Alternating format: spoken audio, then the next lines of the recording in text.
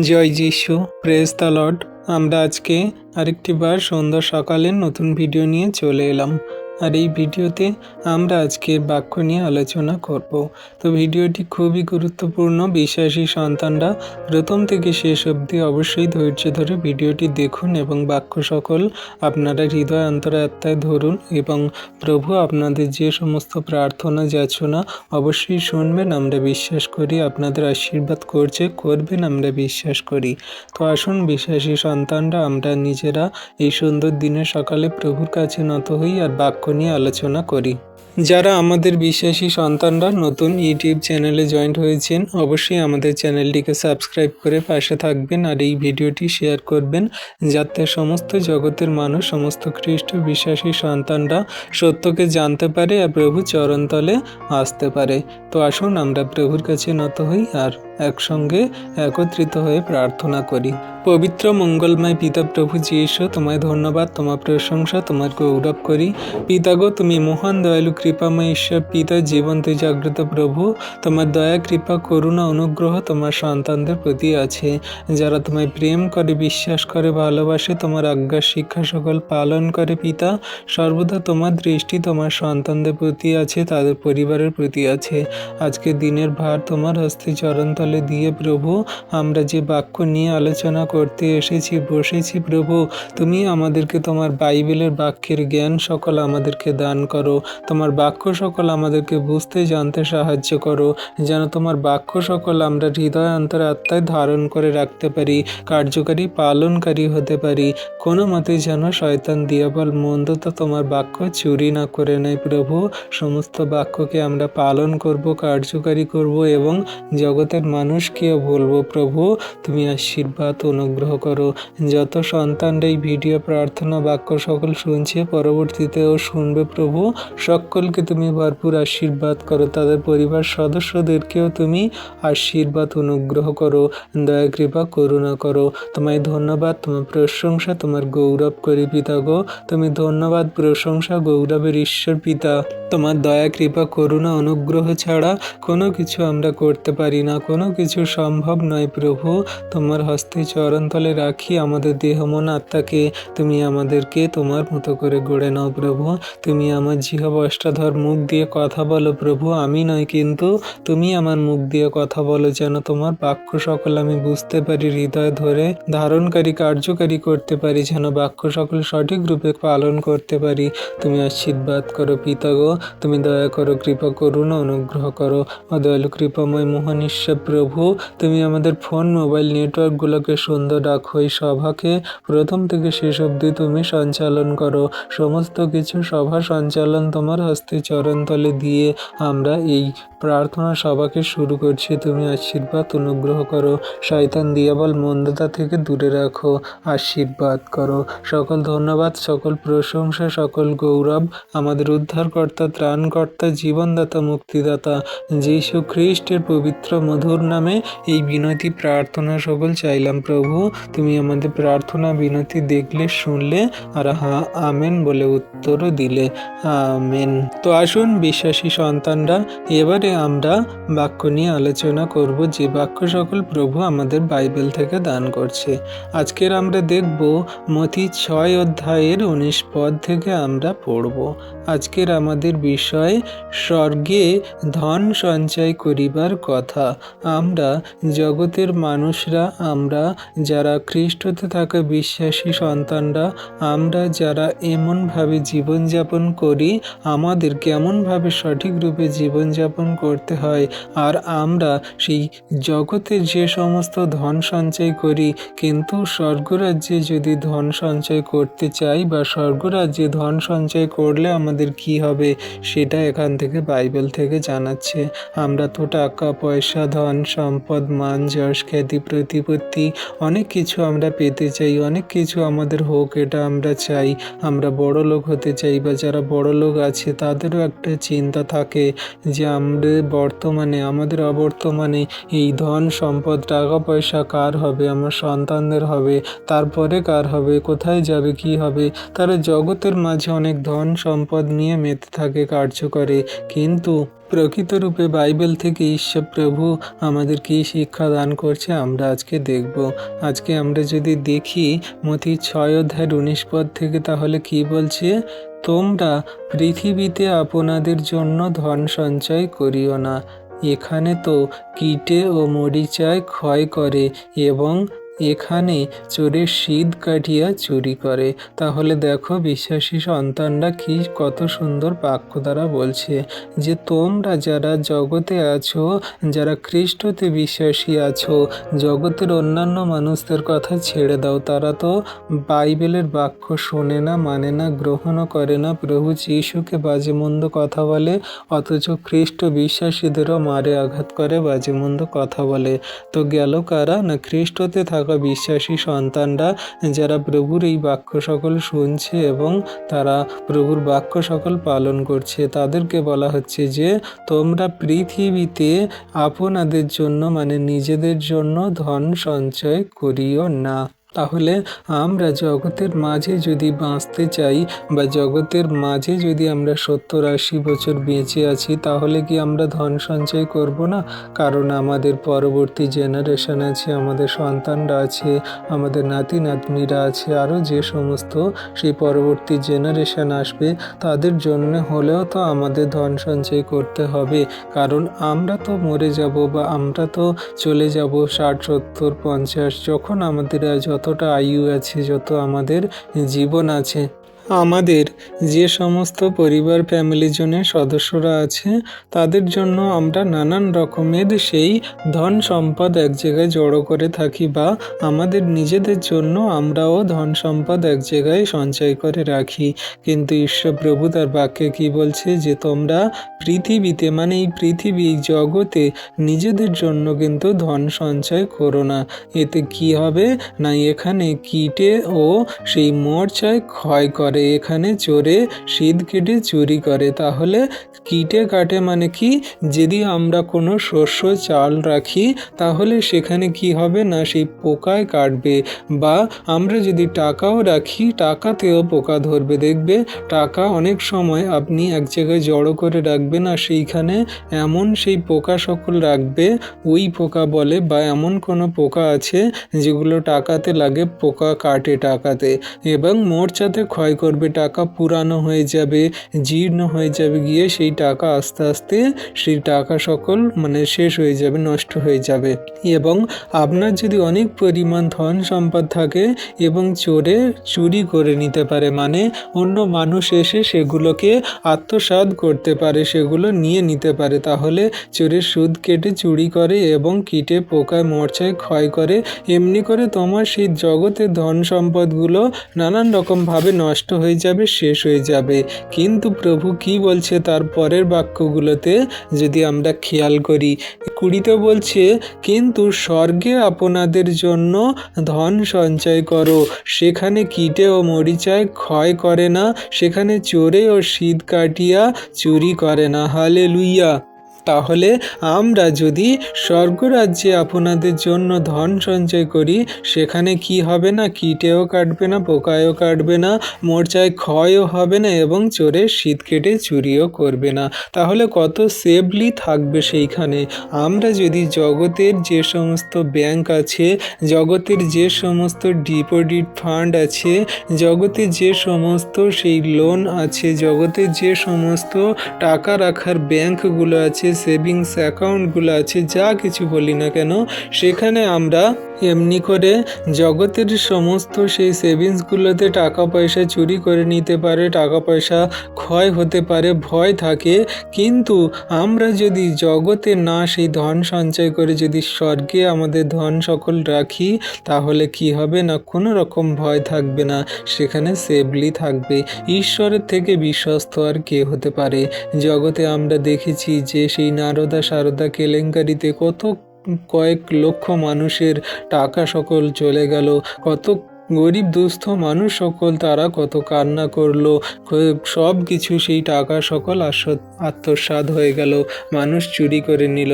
আমরা মানুষ, সাধারণ মানুষ কিছুই করতে পারলাম না। আমরা হাই হুতাশ কাটলাম, কাঁদলাম, কারোর কত রক্ত জল করা পয়সা, কত পরিশ্রমের টাকা পয়সা, সেগুলো সমস্ত কিছুই চুরি হয়ে গেল। তাহলে কোনো কিছুতে জগতের মাঝে সেফ নেই। এখন বড় বড় হ্যাকাররা উঠেছে, কম্পিউটারে থেকে টাকা সব নানান রকমভাবে ব্যাংক থেকে উধাও করে দিচ্ছে, চুরি হয়ে যাচ্ছে, কত মানুষের ব্যাংক খালি করে দিচ্ছে। তাহলে জগতের মধ্যে কত রকমভাবে মানুষের টাকা সকল চুরি হয়ে যাচ্ছে, কোনো সেফ নেই, কোনো সিকিউরিটি নেই। কিন্তু ঈশ্বর প্রভু বলছে যে আমি তোমাদের সিকিউরিটি দেব, আমি তোমাদের সেফ দেব।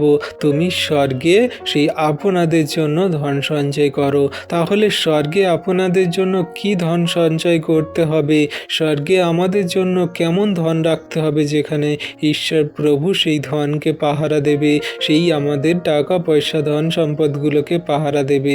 জগতের ধন আলাদা আর স্বর্গরাজ্যে রাখার ধন আলাদা। তাহলে দুটো যেন কম্পেয়ার না করি, দুটো যেন এক জায়গায় আমরা না করি। জগতের যে ধন সঞ্চয় করার কথা বলছে সেটা আলাদা, সেখানে টাকা মানুষ সৃষ্টি তৈরি করেছে, সেই জগতের টাকা পয়সা।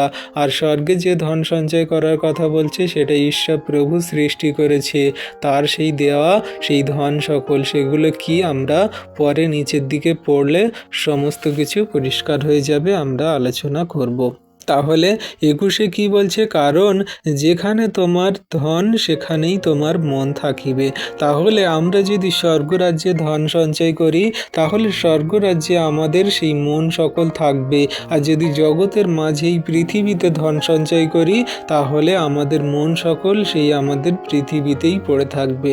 তাই ঈশ্বর প্রভু বলছে যে তোমরা স্বর্গরাজ্যে ধন রাখো। এবারে স্বর্গরাজ্যে ধন রাখার বিষয় মানে কি, স্বর্গে আমাদের রাখতে হবে ভালো কর্ম সকল, নম্রতা, ধৈর্য, প্রেম, বিশ্বাস সকল। ঈশ্বর প্রভু যে আমাদের দিয়েছে প্রেম, আনন্দ, যে আত্মার 9টা ফল দিয়েছে, সমস্ত কিছু আমাদের স্বর্গরাজ্যে রাখতে হবে। তুমি ভালো কর্ম করো, ঈশ্বর প্রভু তোমার আশীর্বাদ করবে। তুমি প্রভুর আজ্ঞার শিক্ষা সকল পালন করো, ঈশ্বর প্রভু তোমার আশীর্বাদ অনুগ্রহ করবে। তুমি স্বর্গরাজ্যে ধন সঞ্চয় করো মানে তোমার সেই স্বর্গরাজ্যের সমস্ত সেই চাহিদা প্রয়োজন সকল যা আছে তুমি সেইগুলোর দিকে মন ফেরাও। তুমি জগতের কোনো কিছুতে মন দিও না, তুমি আত্মিকতায় জীবনযাপন করো, আত্মিকতায় চলো।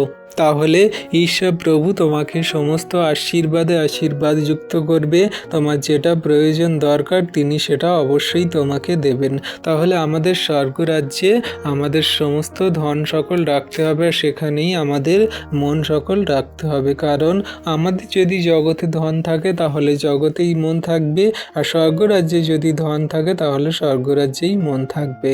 তাই বলছে যেন আমরা স্বর্গের জন্য ধন সঞ্চয় করি, যেখানে আমরা স্বর্গরাজ্যেতে থাকতে পারবো যিশু নামেতে। হালেলুইয়া। এবারে আরও কিছু বিষয় সকল আমাদেরকে জানাচ্ছে। 22 থেকে যদি আমরা পড়ি, এখানে বলছে চক্ষুই শরীরের প্রদীপ, অতএব তোমার চক্ষু যদি সরল হয় তবে তোমার সমস্ত শরীর দীপ্তিময় হইবে। আমেন। তাহলে দেখো বিশ্বাসী সন্তান আরেকটি কত সুন্দর কথা আমাদের জানাচ্ছে। আমাদের এই চোখ হলো শরীরের প্রদীপ। আমরা যদি এই চোখ দিয়ে কোনো কিছু বস্তু দেখি তাহলে আমাদের চোখে প্রথম লালসা জাগে, লোভ জাগে। এই চোখ দিয়ে সমস্ত কিছু কত সুন্দর লাগে, এই চোখ দিয়ে আমাদের কত আকাঙ্ক্ষা লাগে। এই চোখই হলো আমাদের শরীরের প্রদীপ। এই চোখ দিয়ে আমরা যা কিছু পৃথিবীর মধ্যে আমরা দেখছি সেগুলোকে আমাদের নিজেদের মধ্যে অনুভব করছি, সেটা পাওয়ার আমরা আকাঙ্ক্ষা করছি, সেটা আমরা নেওয়ার জন্য আমাদের মধ্যে লোভ লালসা সকল জাগাচ্ছি, ইচ্ছাকে বাড়াচ্ছি। তাহলে আমাদের এই চক্ষু হলো শরীরের প্রদীপ, যেটা দিয়ে আমরা সমস্ত কিছু দেখতে পাই, আলোকিত দেখতে পাই। তাহলে আমাদের এই চক্ষু যদি সরল হয় তাহলে আমাদের সমস্ত সেই শরীর দীপ্তিময় হবে। আমাদের এই চোখ যদি সরল দৃষ্টি দেখে, সরল বলতে কি, আমরা চোখ দ্বারা যেন কোনো রকম লোভ লালসা না করি, চোখ দ্বারা যেন কোনো রকম কারোর প্রতি বাজে কুদৃষ্টি না করি। আমরা এই চোখ দ্বারা যেন কাউকে কোনো সেই ব্যভিচার পাপের দৃষ্টিতে না দেখি, আমরা এই চোখ দ্বারা যেন কোনো বাজে মন্দ জিনিস না দেখি, বাজে মন্দ জিনিসের প্রতি আকর্ষিত না হই। আমরা যদি চোখকে সরলভাবে চালাই, সূক্ষ্মভাবে জীবনযাপন করার জন্য এগিয়ে চলি, তাহলে কিন্তু আমাদের সমস্ত শরীর কিন্তু দীপ্তিময় হবে। আমাদের সর্বদা এই চোখকে সরলভাবে রাখতে হবে, ধার্মিকতার পবিত্র এবং অনন্ত জীবনের দিকে রাখতে হবে, ঈশ্বরের বাক্যের প্রতি রাখতে হবে, তার কার্যকারিতার দিকে রাখতে হবে, পৃথিবীর সমস্ত সুন্দর সৃষ্টির দিকে রাখতে হবে। জগতের মাঝে অনেক কুচিন্তা, কুমনোভাব, অনেক মন্দতা আছে, অনেক রকমের চোখ ঝলসানো, আমাদের নানান রকমের সেই মন্দ বিষয় সকল আছে, সেগুলো দেখে আমরা অ্যাট্রাক্ট হয়ে যাই, সেগুলো দেখে আমাদের চোখ চলে যায়, সেগুলো দেখে আমাদের চোখের নেশায় ভালো লাগে। কিন্তু প্রভু ঈশ্বর পিতা বলেন যে এই চক্ষুই হলো তোমাদের শরীরের প্রদীপ। তোমাদের চোখ যদি সরলভাবে দেখে, সরল দিকে দৃষ্টি করে, তাহলে তোমাদের এই সমস্ত শরীর কিন্তু দীপ্তিময় হবে। তোমাদের আর কোনো রকম পাপ হবে না, তোমরা মন্দতায় পড়বে না, কোনো রকম লোভ লালসা দ্বারা তোমরা নিজেদেরকে সেই শয়তান দিয়াবলের দিকে নিয়ে যাবে না। তোমরা সর্বদা সরল দিকে তাকাও, সরল দৃষ্টি করো, জীবনের দিকে তাকাও, জীবনের পথে তোমরা চালিত হও। কারণ সর্বনাশে যাওয়ার, অন্ধকারে পড়ার অনেক পথ আছে, কিন্তু ধার্মিকতার পবিত্রতে চলার পথ সকল খুব অল্প এবং কম।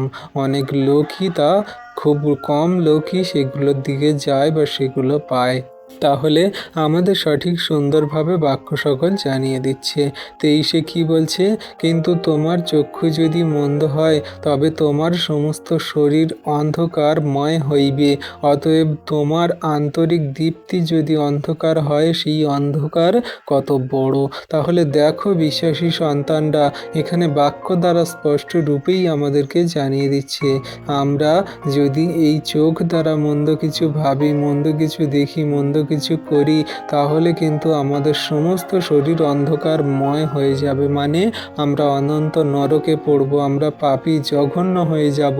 আমাদের আর কোনো মতে স্বর্গরাজ্যে থাকার, সেই পিতা ঈশ্বর প্রভুর কাছে দীপ্তিতে থাকার কোনো রকম কোনো অধিকার আর থাকবে না, কোনো সেই আশীর্বাদ সকল আমাদের মধ্যে থাকবে না। সমস্ত কিছু অন্ধকারময় হয়ে যাবে। আমরা ঈশ্বর থেকে দূরে সরে গেলে, আমাদের সমস্ত ঈশ্বরের আশীর্বাদ অনুগ্রহ আমাদের মধ্যে থেকে চলে গেলে আমরা অন্ধকারময় হয়ে যাব। কারণ সদাপ্রভু ঈশ্বর পিতা, তার বাক্যই হলো জ্যোতি, তার বাক্যই হলো লাইট অফ গড, যা আমাদের মধ্যে আলোর দীপ্তি প্রকাশ করে, আমাদের মধ্যে থেকে সমস্ত কিছু হৃদয় মনকে দীপ্তি আলোকিত করে তোলে। যেটা সত্য, ন্যায়, যেটা প্রেমের, যেটা নম্রতা, ধৈর্যের, বিশ্বাসের, ভালোবাসার, সেগুলোকে আমাদের গ্রহণ করতে শেখায়। সেগুলো হলো আলো, সেগুলো হলো জ্যোতি, যা ঈশ্বর প্রভু পিতা আমাদেরকে দিয়েছে আত্মার 9টা ফল হিসাবে। তাহলে আমরা যদি আমাদের এই শরীরকে সর্বদা সেই আলোকিত করতে চাই, তাহলে প্রভু ঈশ্বর পিতার বাক্য, আজ্ঞা, শিক্ষা সকল সঠিক রূপে কার্যকারী পালন করে চলব। কারণ এটাই হলো আমাদের জীবনের বা আমাদের শরীরের আন্তরিক দীপ্তি, যা ঈশ্বর প্রভু তার বাক্য দ্বারা আমাদের মধ্যে আলো জ্বেলে দিয়েছে, আমাদের সত্য সকল জানিয়ে স্বাধীন করেছে, আমাদের মধ্যে থেকে সমস্ত প্রেম, নম্রতা, ধৈর্য, বিশ্বাস এবং সমস্ত স্বর্গের নিগূঢ় সত্য সকল জানিয়ে আমাদেরকে দীপ্তিময় আলোকিত করেছে। আমাদের পবিত্র আত্মার দানে তিনি আমাদেরকে আলোকিত করেছেন। কারণ আমরা জগতের মধ্যে অন্ধকার মন্দতায় পড়েছিলাম, সেই পাপে পড়েছিলাম, সেখানে আমাদের অন্ধকার কারাগার ছিল, সেখানে অনন্ত নরক ছিল।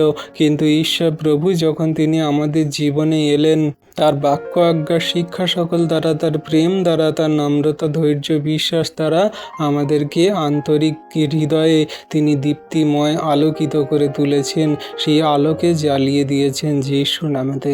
তাহলে আমরা যদি আমাদের এই চোখকে মন্দ দিকে দেখি, মন্দ দিকে ভাবনা করি, মন্দ দিকে চিন্তা ভাবনা করে জীবনে এগিয়ে চলি, তাহলে আমাদের সমস্ত শরীর অন্ধকারময় হয়ে যাবে, আবার অনন্ত নরকে, অনন্ত সেই মন্দতায় আমরা চলে যাব। কিন্তু যদি আমরা প্রভুর সেই বিশ্বাসী বাক্য আজ্ঞা শিক্ষা সকল পালন করি তাহলে ধার্মিকতা পাবো। তাই বলছে তোমার চক্ষু যদি মন্দ হয় তাহলে তোমার শরীর অন্ধকারময় হবে। অতএব তুমি তোমার আন্তরিক দীপ্তিকে অন্ধকার করতে দিও না। যদি অন্ধকার হয় সেই অন্ধকার কত বড় অন্ধকার হবে, তুমি অনন্ত নরকে পড়ে ছটফট করবে, দন্ত ঘর্ষণ করবে, রোদন করবে, অনুতাপ করবে, আত্মনাদ করবে, কিন্তু তোমার ফেরার আর কোনো পথ থাকবে না। তাই বলছে যে তোমার আন্তরিক দীপ্তি যদি অন্ধকারময় হয় তাহলে সেই অন্ধকার কত বড় অন্ধকার যা তুমি ধারণাই করতে পারছো না।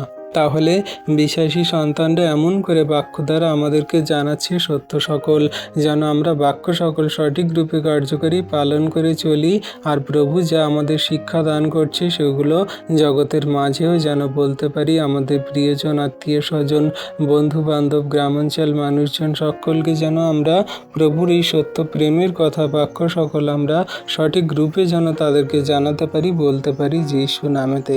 তাহলে এমনি করে বাক্য দ্বারা ঈশ্বর প্রভু আমাদেরকে আশীর্বাদ অনুগ্রহ করছে। আর কি বলছে 24 বলছে, কেউই দুই কর্তার দাসত্ব করিতে পারে না, কেননা সে হয়তো একজনকে দেশ করিবে আর একজনকে প্রেম করিবে, নয়তো একজনের প্রতি অনুরক্ত হইবে আর একজনের প্রতি তুচ্ছ করিবে। তোমরা ঈশ্বর এবং ধন উভয়ের দাসত্ব করিতে পারো না। Amen, hallelujah.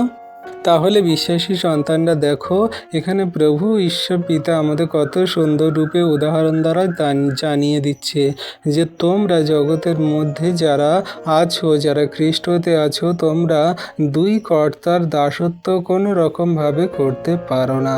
কারণ একজন কর্তা হলো ধন সম্পদের আর একজন কর্তা হলো আত্মিকতার বা স্বর্গরাজ্যের। তাহলে তোমরা যদি এই জগতের টাকা পয়সা, ধন সম্পদ, মায়া মমতা, জগতের নানান রকম মন্দতায় তোমরা মেতে থাকো, তাহলে তোমরা কোনো মতে ঈশ্বরের দাসত্ব হতে পারবে না। সত্যের পবিত্রতায় জীবনযাপন করতে, ধার্মিকতায় চলতে, নম্রতা, প্রেমে, বিশ্বাসে চলতে পারবে না। তাহলে তোমরা কোনো রকম দুই কর্তার দাসত্ব একসঙ্গে করতে পারবে না। হয় একজনকে দোষ করবে, না একজনকে ভালো বলবে, হয় একজনকে ভালো বলবে, না একজনকে দোষ করবে। তাই বলছে তোমরা যার দাসত্ব করো একজনের করো। যদি জগতের সেই ধন সম্পদের, টাকা পয়সা, শয়তান দিয়া বলে দাসত্ব করো, তাহলে তাতেই তোমরা মেতে থাকবে, কোনো মতে ঈশ্বরেতে থাকতে পারবে না বা ঈশ্বরকে ডাকতে পারবে না বা তার ধন্যবাদ, প্রশংসা, গৌরব করে তার জীবনের বাক্য আজ্ঞা সকল পালন করতে পারবে না, প্রেম করতে পারবে না। কিন্তু যদি তোমরা ঈশ্বরকে প্রেম করো, ঈশ্বর প্রভু তোমাদের জন্য যা কিছু দেবে তোমরা তা ধারণা করতে পারছো না। তোমরা তাতে আসক্ত থাকলে তোমাদের জীবনের প্রত্যেকটি চাওয়া পাওয়া, দরকার, প্রয়োজন তিনি অবশ্যই মেটাবেন, তোমাদের অনন্ত জীবন দান করবেন, অনন্ত আবাসে তিনি রাখবেন। তাই বলছে কোনো ব্যক্তি, কোনো মানুষ দুই কর্তার দাসত্ব করতে পারে না। হয় একজনকে দোষ করবে, নয় একজনকে ভালো বলবে, নয় একজনকে খারাপ বলবে। তাহলে এমন করে বাক্য দ্বারা আমাদেরকে জানাচ্ছে, আশীর্বাদ করছে আমরা কোনো রকমভাবে ধন এবং ঈশ্বরের দুজনার দাসত্ব করতে পারবো না। হয় তুমি ধনকে দাসত্ব করো, ধনের দাসত্ব করো, টাকা পয়সা, জগতের এই শয়তান দিয়া বলে দাসত্ব করো, না ঈশ্বরের দাসত্ব করো। একজনকে ভালো বলো, না একজনকে মন্দ বলো। দু নৌকায় পায়ে দিয়ে দুরকমভাবে আপনি চলতে পারবেন না। একজনকে দোষ করবে, একজনকে ভালো বলবে, এটা বাস্তব, এটা অবশ্যই হবে প্রভু বলছে। আর সেটাই আমরা জগতের মাঝে দেখে থাকি।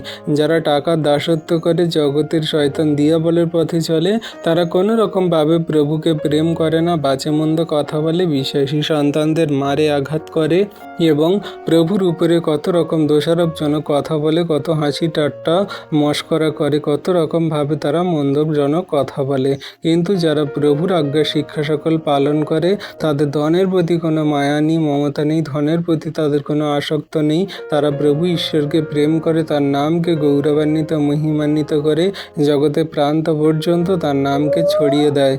তাহলে বিশ্বাসী সন্তানরা এমনি করে আমাদের সেই বাক্য সকল দ্বারা জানাচ্ছে যে আমরা যদি সেই প্রভুর দাসত্ব করি তাহলে সঠিক রূপেই যেন করতে চাই বা করতে যেন পারি। তাহলে অবশ্যই যেন আমরা এই সমস্ত বাক্য হৃদয়ান্তরাত্মায় ধরে রাখি, কার্যকারী পালন করে চলি। আর ঈশ্বর প্রভু পিতা আমাদের আশীর্বাদ অনুগ্রহ করবেন আমরা বিশ্বাস করি। এবারে আমরা দেখব ঈশ্বরে বিশ্বাস রাখিবার কথা। আমরা যারা ঈশ্বরের পথে চলছি, প্রভু যিশুর আজ্ঞা শিক্ষা সকল পালন করছি, তার প্রতি আমরা কিভাবে বিশ্বাস রাখবো, বিশ্বাসে স্থির থাকবো, সেই সমস্ত কথা তিনি বাক্য দ্বারা আমাদেরকে জানিয়ে দিচ্ছে। কি বলছে? মথি 6:25 পদ থেকে তারপর থেকে বলছে, এই জন্য আমি তোমাদিগকে বলিতেছি, কি ভোজন করিব কি পান করিব বলিয়া প্রাণের বিষয় কিংবা কি পরিব বলিয়া শরীরের বিষয়ে ভাবিত হইও না। ভক্ষ্য হইতে প্রাণ ও বস্ত্র হইতে শরীর কি বড় বিষয় নয়? তাহলে দেখো বিশ্বাসী সন্তানরা, হালেলুইয়া, কত সুন্দর কথা প্রভু আমাদেরকে জানাচ্ছে যে এই জন্য আমি তোমাদেরকে বলছি যে তোমরা কি খাবে, কি পান করবে এবং তোমরা কি প্রাণের বিষয়ে কোনো রকম সেই ভেবো না, কিংবা তুমি কি পরবে তোমার শরীরের বিষয়ে তুমি কোনো রকম ভেবো না। এবং তোমার সেই যে শরীর এবং তোমার যে প্রাণ আর তোমার এই যে পান করা, তোমার যে সমস্ত কিছু, এই সমস্ত কিছু তোমার কাজের নয়, এগুলো তোমার কাছে বেশি গুরুত্ব নয়। কারণ ঈশ্বরের সেই বাক্য আজ্ঞার শিক্ষা বা আরও অনেক কিছু গুরুত্বপূর্ণ বিষয় আছে যেগুলো ঈশ্বর প্রভু আমাদেরকে দিয়েছে। শুধু তোমরা সেই খাওয়ার জন্য, তোমরা শুধু পড়ার জন্য আর তোমরা শুধু প্রাণে বেঁচে থাকার জন্য কিন্তু নও। তোমাদের ঈশ্বর প্রভু এই শরীর দেহ দিয়েছে অনেক রকম কার্য করার জন্য। ঈশ্বরের পথে থেকে তার আজ্ঞা শিক্ষা সকল পালন করে তার নাম মহিমা গৌরব প্রকাশ করে জগতের মাঝে তার নামকে পৃথিবীর প্রান্ত পর্যন্ত ছড়িয়ে দিয়ে অনেক রকম কার্য আমরা করতে পারি। তাই বলছে যে তোমরা কি খাবে, কি পরবে, কি প্রাণের বিষয়, কোনো রকম শরীরের বিষয় তোমরা ভাবিত হয়েও না। এটা ঈশ্বর প্রভু দিয়েছে। মানুষ একদিন জন্ম নিলে তার মরতে হবে। মানুষ যখন জন্ম নিয়েছে তার দুধ খেতে হবে, তার জল খেতে হবে, তার নানান রকমের পান করতে হবে, আবার ভাত খাবে, মাছ খাবে, মাংস খাবে, নানান রকমভাবে সে সবজি খাবে, সমস্ত কিছু খাদ্য খাবার খাবে। এগুলো তাদের ন্যাচারাল, এগুলো অবশ্যই সব মানুষই করে। কিন্তু সেই প্রভু বলছে কিন্তু ভক্ষ্য হইতে প্রাণ আর বস্ত্র হইতে শরীর কি বড় বিষয় নয়? খাওয়ার থেকে প্রাণ আর সেই পড়ার থেকে শরীর কি অনেক বড় বিষয় নয়? অনেক বড় বিষয়, যা ঈশ্বর প্রভু তোমাদেরকে প্রাণে বাঁচিয়ে রেখেছেন আর তোমাদের সেই শরীরকে এখনো পর্যন্ত জীবিত রেখেছেন। তাহলে ঈশ্বর প্রভু আমাদের প্রত্যেক দিন প্রতিনিয়ত তিনি অনুগ্রহ আশীর্বাদ দান করছে। আমরা যদি দেখি রাস্তাঘাটে কত মানুষজন তারা পড়ে থাকে, তাদের সেই ঠিকমতো গরম জামা কাপড় নেই, তারা অসহায় দরিদ্র অবস্থায় থাকে, তারা কিন্তু প্রাণে বেঁচে আছে। তাদের সেই সন্তান সন্ততি, তাদের প্রিয়জন ফ্যামিলিজনদেরকে নিয়ে সুন্দরভাবে জীবনযাপন করছে। হয়তো রাজকীয় সুন্দর সুন্দর ড্রেস নেই, হয়তো সুন্দর সুন্দর ঘরে তারা থাকতে পারে না, কিন্তু তারা শান্তিতে প্রাণে বেঁচে আছে, ভালো আছে, তারা খেতে পারছে, পড়তে পারছে, প্রাণে বেঁচে আছে। তাহলে জগতের মানুষদের মতন যারা সেই নানান রকম লাক্সারি জিন্দেগি জীবনযাপন করে, যারা সেই বড় ধনী ব্যক্তিওয়ালা মানুষ আছে, তারা 5 স্টার হোটেলের মতন খায়, তাদের মতন হয়তো সেই গরিব দুস্থ মানুষরা খেতে পায় না, তারাও প্রাণে বেঁচে আছে। তারা ঈশ্বরের আনুগত্যে, তারা ধার্মিকতায়, পবিত্রতায় জীবনযাপন করছে। তাই বলছে ভক্ষ্য হইতে প্রাণ আর বস্ত্র হইতে শরীর কি বড় বিষয় নয়? ঈশ্বর প্রভু তোমাদের কত আশীর্বাদে অনুগ্রহে তার সাদৃশ্যে গড়েছে, তোমার অনুগ্রহ দ্বারা অনন্ত জীবনের পথে নিয়ে যাওয়ার জন্য পাপ থেকে ছুটকারা দিচ্ছে। তাহলে তোমরা কি ঈশ্বরের দৃষ্টিতে অনেক বড় নও? ঈশ্বরের দৃষ্টিতে অনেক অনুগ্রহের আশীর্বাদের সন্তান নও? প্রভু ঈশ্বর পিতা এমনি করে তার বাক্য দ্বারাই আমাদেরকে জানাচ্ছে। আর 26-এ কি বলছে? আকাশের পক্ষীদের প্রতি দৃষ্টিপাত করো, তাহারা বুনেও না, কাটেও না, গলাঘরে সঞ্চয়ও করে না, তথাপি তোমাদের স্বর্গীয় পিতা তাহাদিগকে আহার দিয়া থাকেন, তোমরা কি তাহাদের হইতে অধিক শ্রেষ্ঠ নও? আমেন। তাহলে দেখো বিশ্বাসী সন্তানরা, কত সুন্দর রূপে বাক্য দ্বারা আমাদেরকে জানিয়ে দিচ্ছে যে আকাশের পক্ষীদের দিকে তুমি দৃষ্টি করো, দেখো আকাশের পাখিদের দিকে তুমি দেখো, তাদের দুটো ডানা দুটো পা আছে। ঈশ্বর প্রভু তাদের সেই খাওয়ার দাবার যোগান দেওয়ার জন্য সমস্ত কিছু প্রত্যেক দিনের জন্য প্রত্যেক দিন তারা সেই খেতে পায়। তাদের সংসার ফ্যামিলি, তাদের বাচ্চা কাচ্চা, তাদের যা কিছু আছে তারা সুন্দরভাবেই খায়, সুন্দরভাবেই ঘুমায়। তাদের কোনো রকম কোনো চিন্তা নেই, তারা অভুক্ত থাকে না, খাওয়ার অভাবে তারা মারা পড়ে না। তাদের সমস্ত কিছু ঈশ্বর প্রভু দিয়েছে। তারা সেই কোনো রকম সবজি বোনে না, কোনো রকম সবজি শস্য ফসল তারা কাটে না, তাদের কোনো রকম গলাঘর নেই, সেখানে তারা সঞ্চয়ও করে না, রেখে দেয় না যে পরবর্তী আমার সন্তানরা খাবে, আমাদের পরবর্তী জেনারেশনরা খাবে, আমরা বৃদ্ধ বয়সে খাবো, এগুলো তারা ভাবেই না। তারা প্রত্যেক দিন সকালে ওঠে আর তারা প্রত্যেক দিনের খাদ্য খাবার ঈশ্বর প্রভু তাদের জুগিয়ে দেয়। তাদের সমস্ত কিছু ঈশ্বর প্রভু তাদের জীবনযাপন যত কাল আছে, জন্ম হওয়ার পর থেকে মৃত্যু পর্যন্ত, তাদের ঈশ্বর প্রভু সমস্ত কিছুই জুগিয়ে দেয় সারাদিনের মধ্যে। তাহলে বলছে তথাপি তোমাদের স্বর্গীয় পিতা তোমাদিগকে আহার দিয়া থাকেন, আমাদের আহার দিয়ে থাকে, আমাদের সেই আশীর্বাদ অনুগ্রহ করে থাকেন। তাহলে তোমরা কি তাদের হইতে অধিক শ্রেষ্ঠ নও? তাহলে আমাদেরকে প্রশ্ন করছে, জগতের যে সমস্ত পাখিরা আছে তাদের থেকে কি আমরা শ্রেষ্ঠ নই? ঈশ্বর প্রভু আমাদেরকে তার সাদৃশ্যে গড়েছে, তার সন্তান রূপে গড়েছে।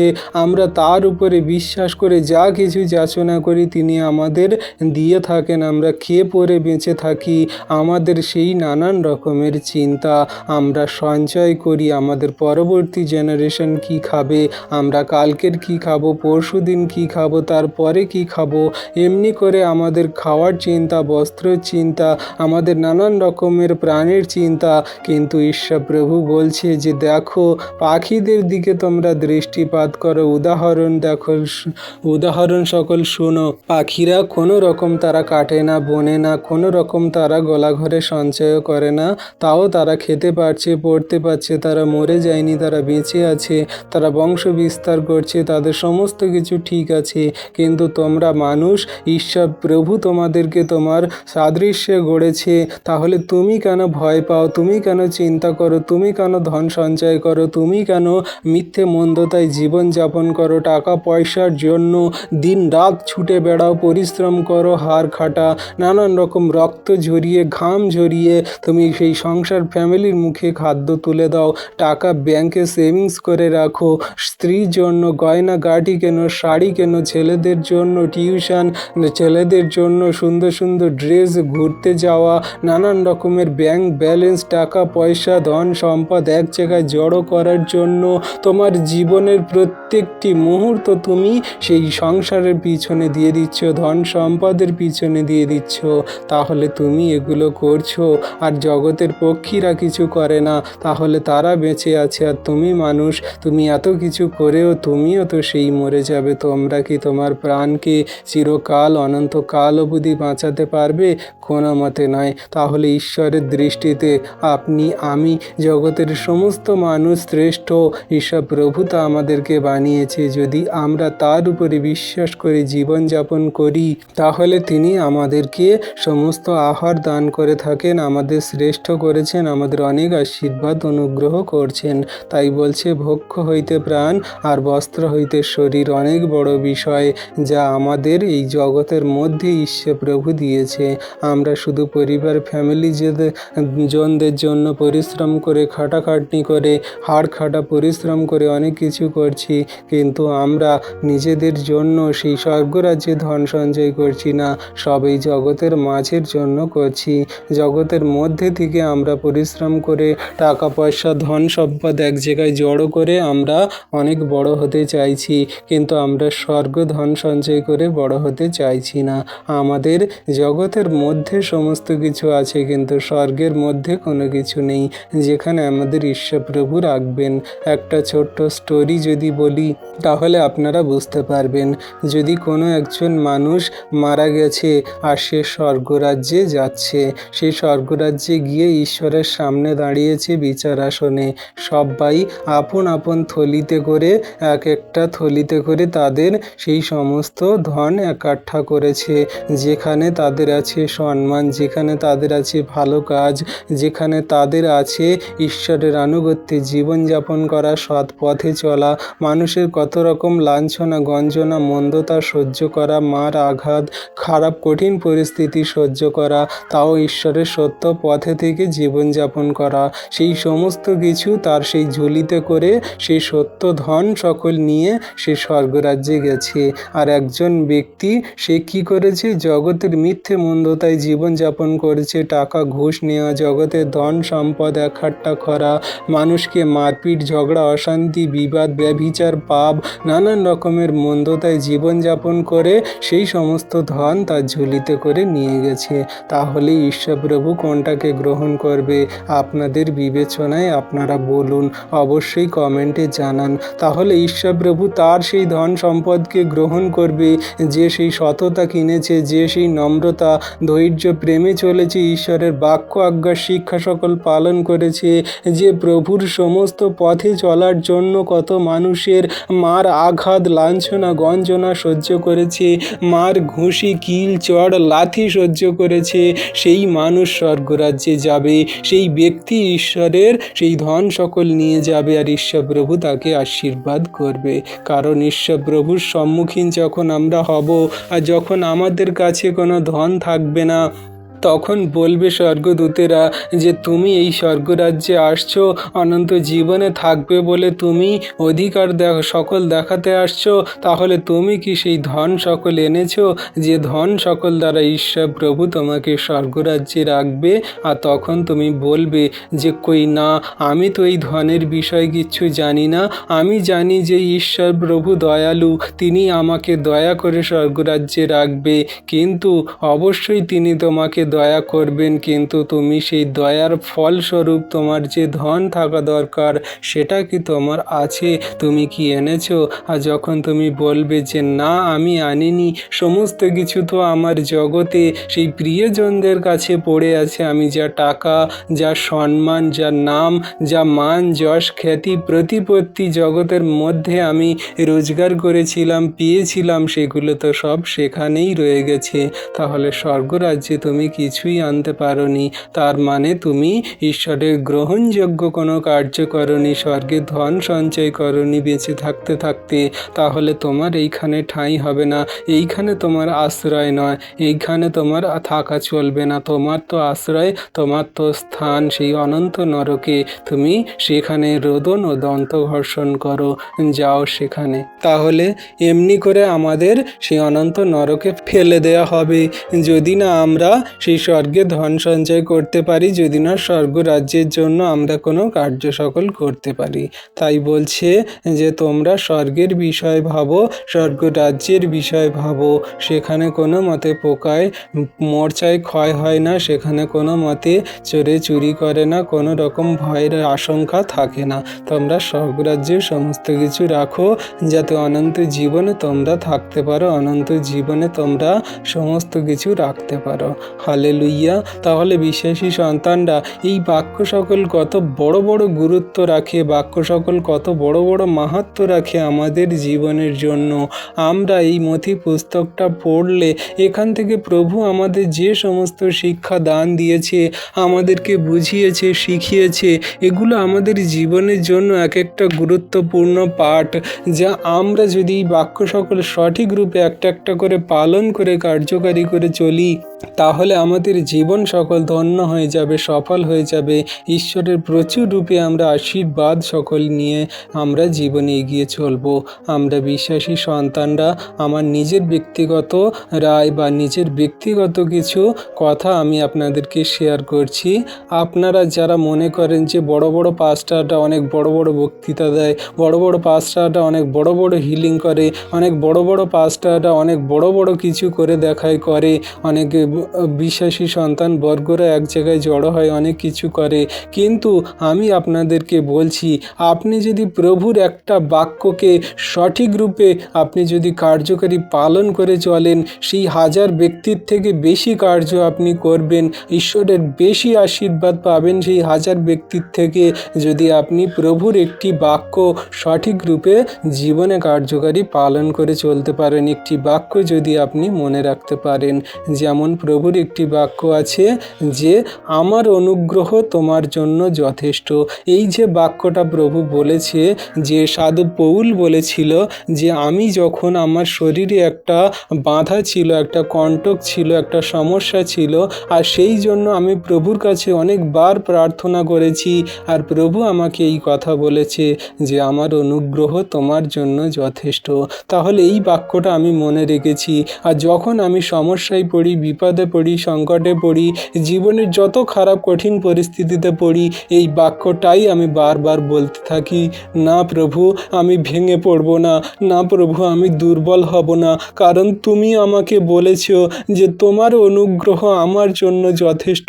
আমার জীবনে যা কিছু হয়ে যাক, তুমি অনুগ্রহ দ্বারা আমাকে ওঠাবে। আমার জীবনে যা কিছু খারাপ কঠিন পরিস্থিতি আসুক, তোমার অনুগ্রহ দ্বারা তুমি আমাকে ধরে রেখেছো, কারণ তুমি যখন বলেছো তোমার অনুগ্রহ সর্বদা আমার জীবনে আছে। আমি পথে ঘাটে, সকালে, দিনে, রাতে, ভিতে যখন যাই, তোমার অনুগ্রহ আমাকে ধরে রেখেছে। আমি কোনো মতে ভয় পাবো না, কোনো আশঙ্কা শয়তান দিয়ে বলা আমাকে ভয় দেখাতে পারবে না। তাহলে আমরা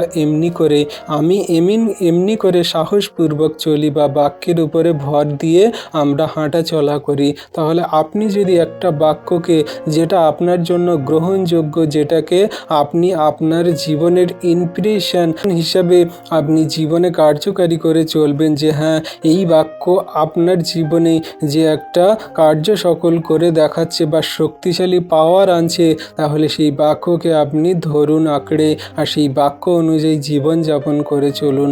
বাইবেলের অনেক বাক্য, অনেক পদ আছে, সেগুলো সমস্ত কিছু আমাদের জীবনের জন্য গ্রহণযোগ্য।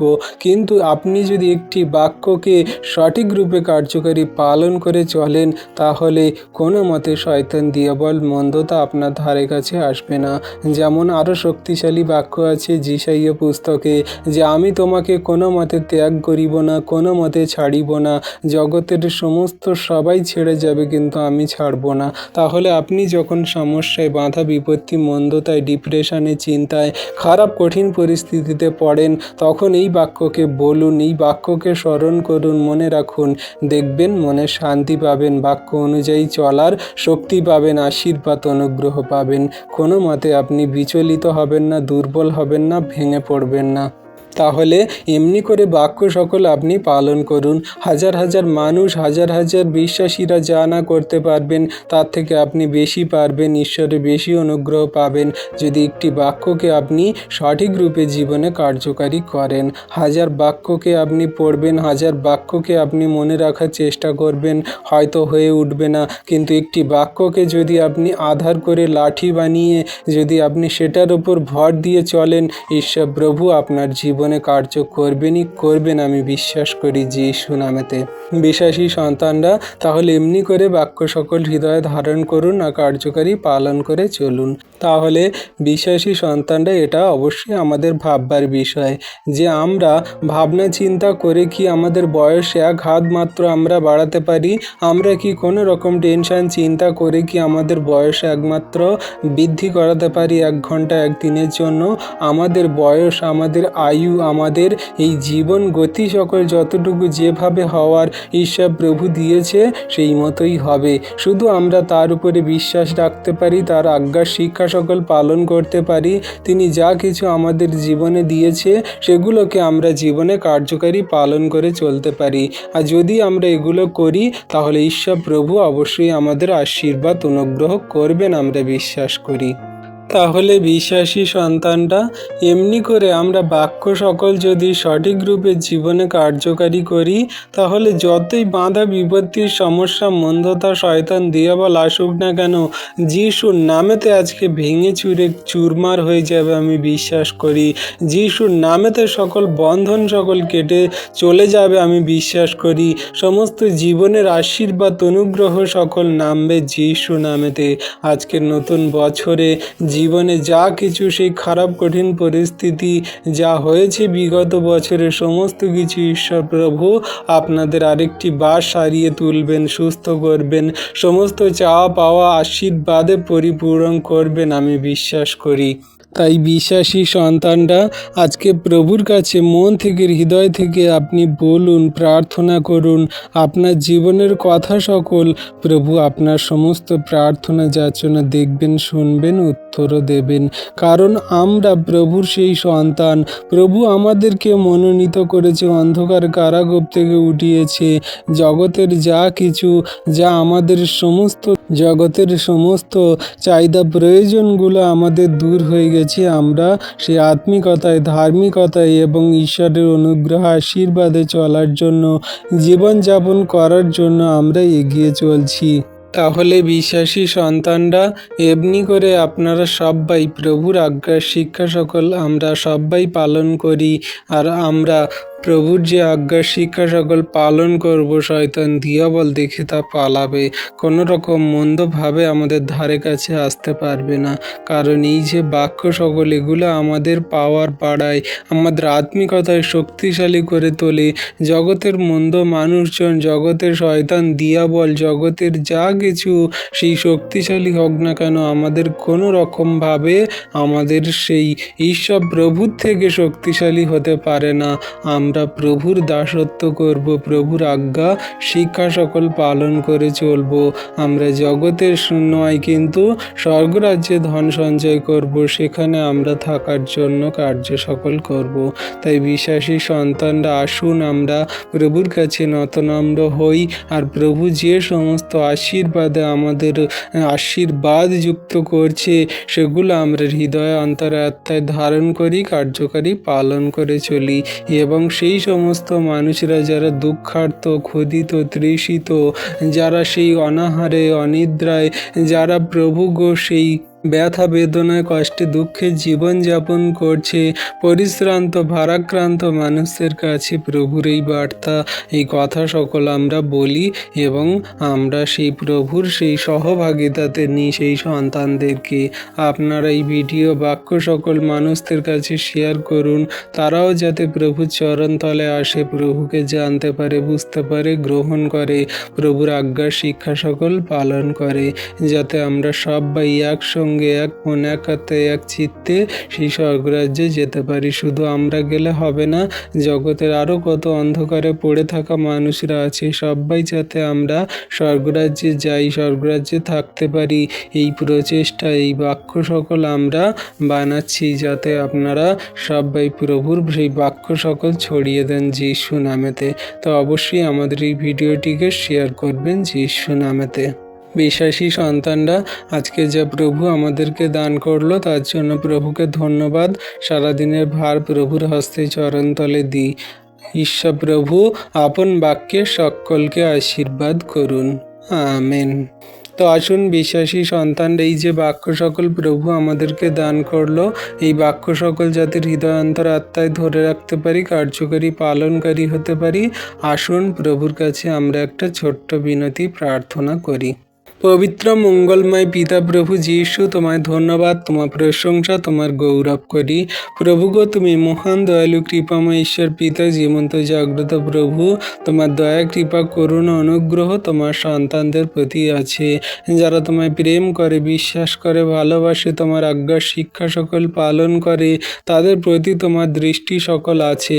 আজকে প্রভুই যা কিছু বাক্য তুমি সুন্দর দিনে সকালে দিয়েছ, তোমার বাক্য সকল আমাদের মনে মনে রাখতে, হৃদয় অন্তরাত্মায় ধরে রাখতে, কার্যকারী পালনকারী হতে সাহায্য করো।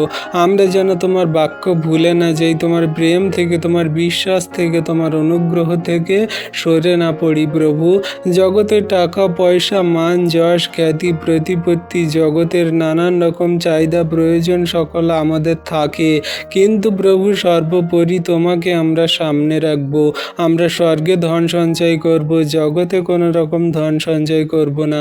এখানে শয়তান দিয়াবল মন্দতা আমাদের সেই টাকা পয়সা ধন সকল খেয়ে নেবে, সেই মোর্চায় ক্ষয় হয়ে যাবে, কীটে খেয়ে নেবে, নানান রকম চোর আছে চুরি করে নেবে, হ্যাক করে নেবে। শয়তান দিয়াবল মানুষজন অনেক রকমভাবে মন্দভাবে কার্য হবে, কিন্তু প্রভু আমরা যদি স্বর্গে ধন সঞ্চয় করি সেখানে কোনো রকম আমাদের ভয় থাকবে না, সেখানে ঋণ আরও বাড়তে থাকবে, সেখানে আমাদের টাকা পয়সাগুলো আরও বাড়তে থাকবে। আর আমরা যখন মরে যাব, আমরা যখন স্বর্গরাজ্যে যাব, যখন তুমি আমাদেরকে স্বর্গের সিংহাসনের সামনে দাঁড় করাবে, বিচার আসনের সামনে, তখন আমাদেরকে তুমি সেই ধন অনুযায়ী ফল দেবে, তুমি আমাদেরকে স্বর্গরাজ্যে রাখবে।